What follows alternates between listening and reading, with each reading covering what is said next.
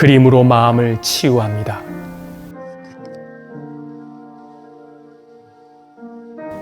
안녕하세요. 저는 그림으로 복음을 전하는 태평양교회의 박영진 목사입니다. 이 작품은 이순배 작가의 천지창조 7일간입니다. 하나님께서 말씀으로 천지를 창조하신 것처럼 화가는 작품 밑바탕에 창세기 말씀을 입체적으로 새겼습니다. 그리고 그 위에 하나님께서 창조하신 순서대로 그림을 완성했습니다. 첫째 날 하나님께서 빛을 창조하셨습니다. 그런데 이 찬란한 빛이 제 안에도 창조되었습니다. 제가 중학생 때 교회에서 성경 공부를 하던 중 질문이 생겼습니다. 저는 일주일 동안 그 질문과 씨름했지만 답을 얻을 수 없어 답답했습니다. 그런데 일주일 후 교회 문을 열고 들어갈 때 제 마음에 빛이 창조되었습니다. 그때 제 질문은 저절로 풀렸습니다. 이제 더는 질문할 필요가 없었습니다. 신비하게도 이와 같은 일은 매주 반복되었습니다. 성경 공부를 할 때마다 질문이 생겼고 일주일 후에 교회 문을 열고 들어갈 때마다 제 안에 빛이 비쳤으며 답이 보였습니다. 혹시 마음이 어둡고 답답하십니까? 그러면 간절히 기도하십시오. 하나님께서 반드시 우리 안에 빛을 창조하사 어두운 우리 삶을 빛으로 인도하실 것입니다. 둘째 날 하나님께서 궁창을 창조하셨습니다. 온 세상에 가득했던 물이 궁창 아래의 물과 궁창 위의 물로 나뉘었습니다. 그런데 이 놀라운 궁창이 제 삶에도 창조되었습니다. 저는 6학년 때 학교 폭력에 시달렸습니다. 하루도 맞지 않은 날이 없었습니다. 그때 저는 물속에 빠져 허우적거리며 숨 쉴 수 없는 고통과 괴로움 속에서 죽어가고 있었습니다. 그러던 어느 날 저를 괴롭히던 친구가 과거에 교회를 다녔다는 것을 알게 되었습니다. 그런데 그때 제 마음에 그를 향한 긍휼이 창조되었습니다. 저는 천국에 가겠지만 그는 지옥에 갈 것으로 생각하니 마음이 아팠습니다.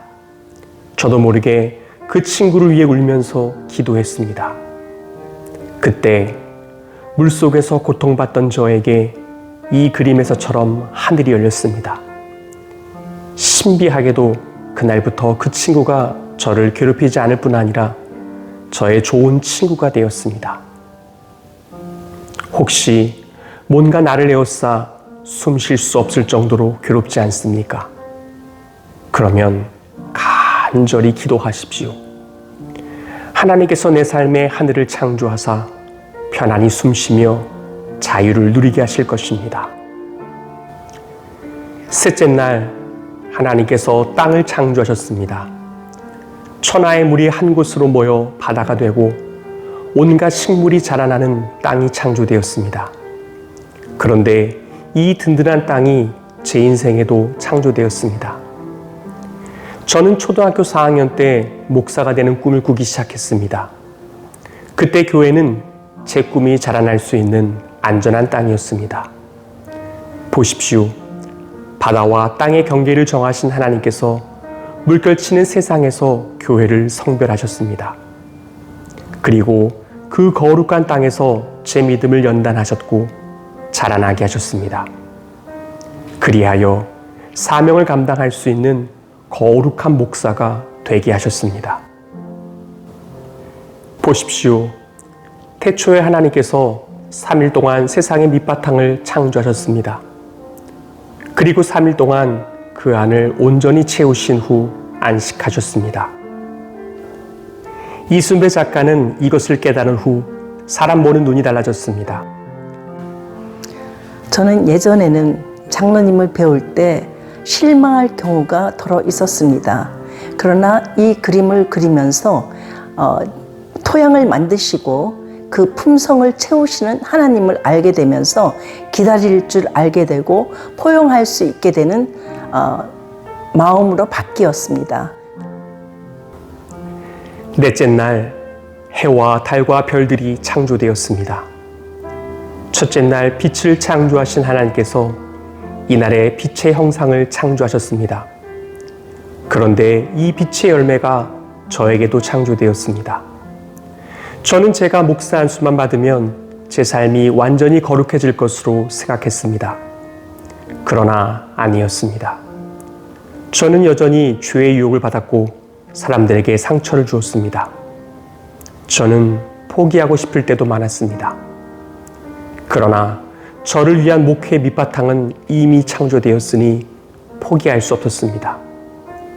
아무리 힘들어도 사명을 감당할 때 하나님께서 저를 누군가의 별이 되게 하셨습니다.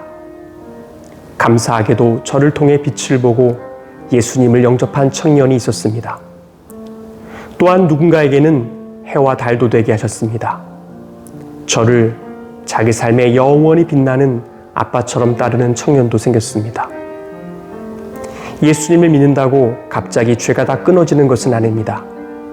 그래도 괜찮습니다. 하나님께서 예수님을 통해 우리를 거룩하게 하셨고 세상의 빛이 되게 하셨습니다.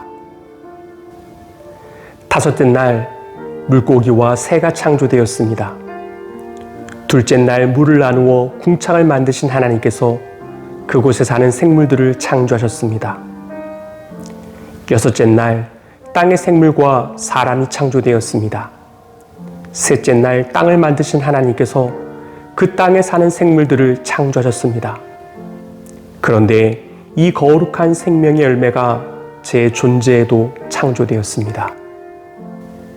과거에 저는 저를 에워싼 물 때문에 죽을 것 같았습니다. 그러나 이제는 물고기처럼 물속에서도 마음껏 헤엄치며 자유를 누리는 존재가 되게 하셨습니다. 과거에 저는 땅에 딱 붙어 사는 애벌레 같았습니다. 그러나 이제는 예수님 안에서 나비처럼 변화되어 하늘을 날아다니게 하셨습니다. 이제 제가 주와 함께 달려가는 말도 되고 주님의 양들을 돌보는 양치기 개도 되고 사랑받는 사슴도 되고 권위 있는 사자도 되게 하셨습니다. 보십시오. 지금 제 육신은 땅에 묶여 있지만 예수님께서 사다리가 되사 저를 하늘 높은 곳으로 오르게 하셨고 십자가 죽음으로 휘장을 찢으사 저를 하나님과 하나 되게 하셨습니다. 그러므로 하나님의 형상대로 창조된 저를 이제 그리스도의 장성한 분량이 충만한 데까지 이르게 하실 것을 믿습니다. 천지와 만물을 다 만드신 하나님께서 일곱째 날에 안식하셨습니다. 피곤하여 쉰 것이 아니라 평안을 창조하셨습니다. 그런데 이 완전한 안식이 지금 우리에게도 창조되었습니다. 과거의 휴식은 사회계급과 관련이 있습니다. 낮은 계급은 언제나 강제적으로 일을 해야 했습니다. 노동은 그들의 운명이었습니다. 휴식은 높은 계급이 독차지했습니다. 그러나 하나님께서는 인간 계급과 상관없이 모두 함께 일을 하고 모두 함께 쉼을 누리게 하셨습니다. 이 그림에 보좌하는 성부, 어린 양은 성자, 비둘기는 성령을 상징합니다. 그런데 보십시오. 성부, 성자, 성령 하나님께서 완전히 하나 되셨습니다. 참된 안식은 이와 같은 하나됨에서 나옵니다. 이처럼 온 세상이 하나 되어 완전한 안식을 누리는 것이 창조의 완성입니다. 하나님이 자기 형상, 곧 하나님의 형상대로 사람을 창조하시되 남자와 여자를 창조하시고 하나님이 그들에게 복을 주시며 하나님이 그들에게 이르시되 생육하고 번성하여 땅에 충만하라. 땅을 정복하라. 바다의 물고기와 하늘의 새와 땅에 움직이는 모든 생물을 다스리라 하시니라.